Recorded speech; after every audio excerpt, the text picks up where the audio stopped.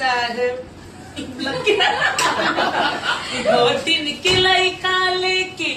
कबले खिलाई तनी बताई डॉक्टर साहब गोदिया कहिया हमर भराई तनी बताई डॉक्टर साहब गोदिया कहिया हमर भराई तनी बताई डॉक्टर साहब 4 साल हो गइल भइल हमर गावाना अभिले न राजा जी दिहले गोदी में खेलवाना 4 साल हो गइल भइल हमर गवाना